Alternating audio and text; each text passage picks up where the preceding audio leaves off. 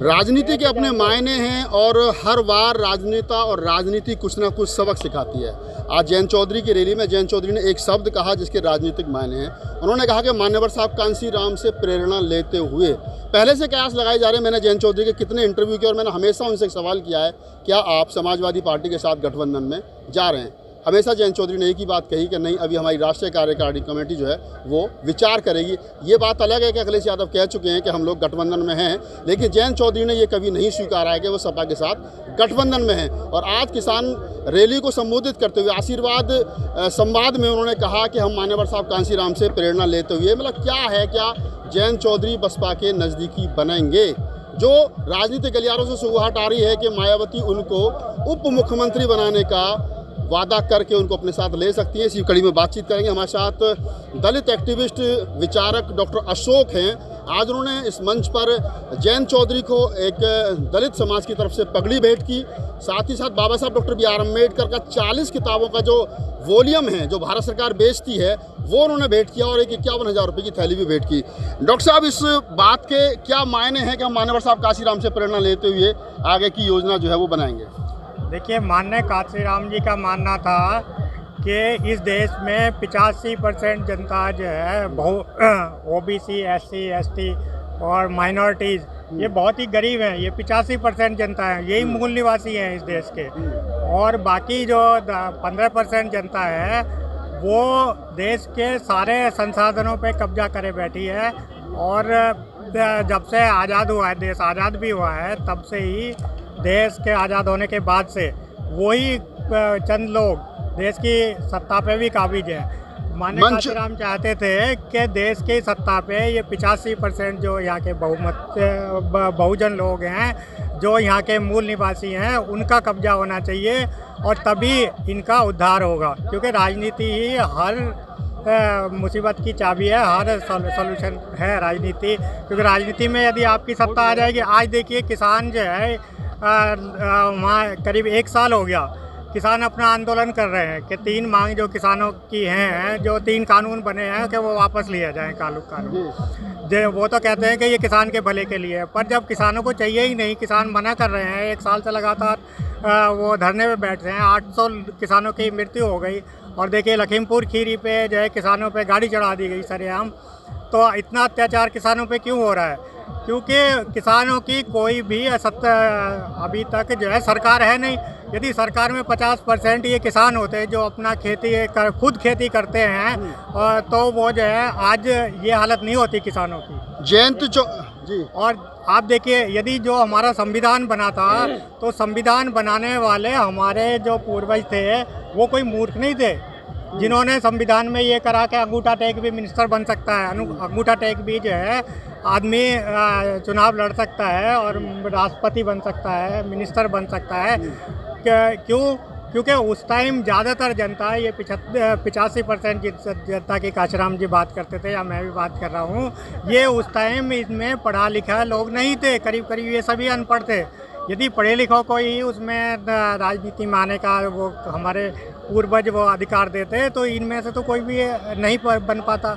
और जो हमारे बाबा साहब भीमराव अंबेडकर का जो सपना था कि जो अब तक तो राजा जो है रानी के पेट से निकलता था और अब वोटों से पैदा होगा, अब बैलेट बॉक्स से निकलेगा, तो वो कभी पूरा नहीं होगा। जब मैं पिछले 2-3 महीने से लगातार जयंत चौधरी की रैली कवर कर रहा हूँ, मैंने पर्सनली भी उनके इंटरव्यू किए हैं।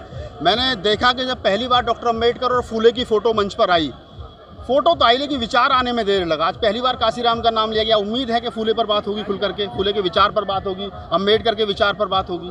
देखिए, अभी तक भी किसी ने, ज़्यादातर ये है कि अभी मैं देखूं कि फूले, अम्बेडकर और पेरियार साहब, इन लोगों को जो समाज में जिन लोगों ने जागरूकता लाई और जो ये हिंदू धर्म की वर्ण व्यवस्था है जिसके खिलाफ उन्होंने संघर्ष चलाया, और जो के सबको ये संघर्ष जो है। चलते एक सवाल, आखिरी सवाल ले लेते हैं। बताए थोड़ा हमारे दर्शकों को बता दीजिए, RLD के मंच पर फूले और क्या नाम है अम्बेडकर की फ़ोटो मजबूरी है, ज़रूरी है?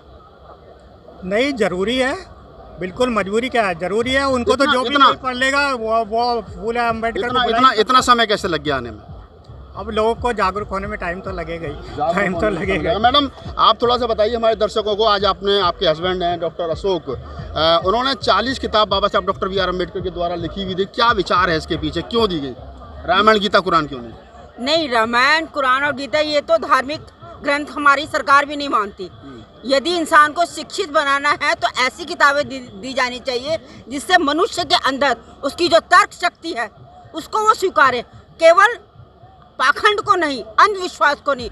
और जहाँ तक डॉक्टर भीमराव अंबेडकर जी का सवाल है, उन्होंने जो भी बात कही है वो पूरे तर्क के साथ और प्रमाण के साथ कही है, और वो बातें आज भी पूरी तरह से सार्थक हैं। चाहे वो रिजर्व बैंक की बात हो, चाहे वो हमारे यूनियन की बात हो, चाहे वो हड़ताल की बात हो, चाहे वो आंदोलन की बात हो, चाहे वो महिलाओं के द्वारा प्रसूति अवकाश की बात हो, चाहे वो हमारे अनिवार्य शिक्षा के ऊपर बात हो कि निःशुल्क शिक्षा होनी चाहिए 6 से 14 वर्ष तक के लिए, या महिलाओं के लिए आरक्षण होना चाहिए। शिक्षा सबका मूल अधिकार है।